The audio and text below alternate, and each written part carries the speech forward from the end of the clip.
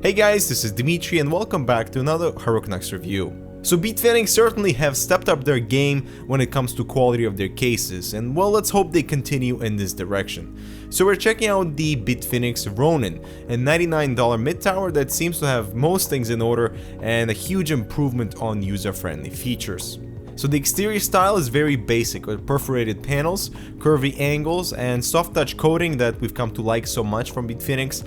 And while we do have quite a lot of plastic, the Ronin feels very solid and very well put together. So I'm happy to see they've added ventilation holes throughout the panel, very much like what Fractal Design is doing.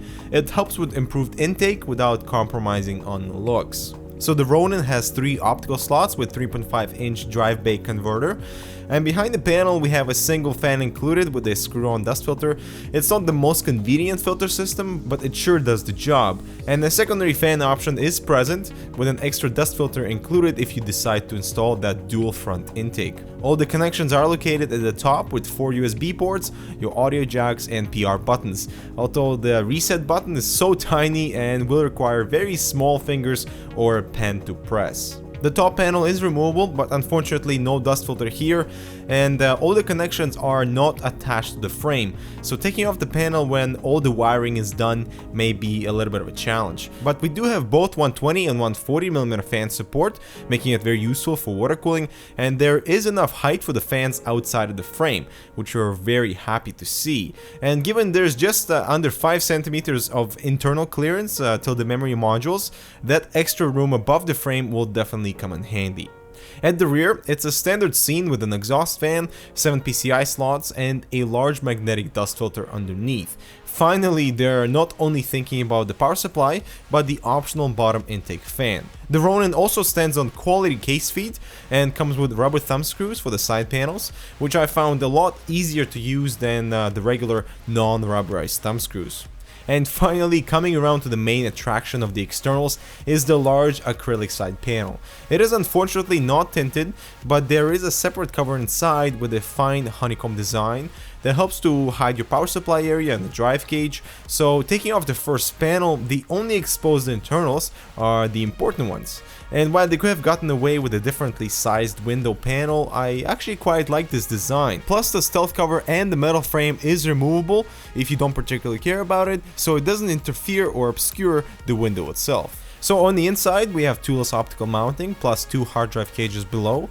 The top cage simply slides out, so no need for tools here, which allows the front intake to be more direct, but like with pretty much every case on the market, is quite blocked with the cage installed.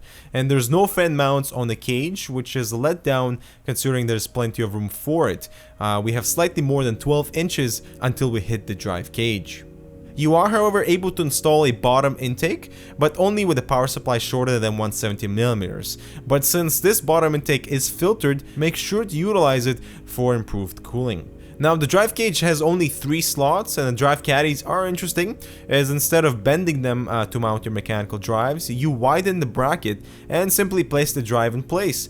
SSDs are also supported, but for that you will need to use screws. The mechanism seems robust, besides being plastic, and certainly a more appropriate design than having to bend the caddies. So we are finished with the inside, and flipping the case around, it certainly is a pleasant sight with many cable tie mountings and cutouts. The only thing missing are rubber grommets, which at this price are quite expected. While there is less than an inch of room in the back, you can easily tuck your cables away at the bottom and spread your cables around, so wiring in the Ronin is an absolute breeze. And you can see with our usual assembly, all the cables and the monster GTX 590, the Ronin handles it beautifully. Flipping the case around, cables are nicely secured to the back without any issues, and lots more room for beefier builds. So remember the stealth cover.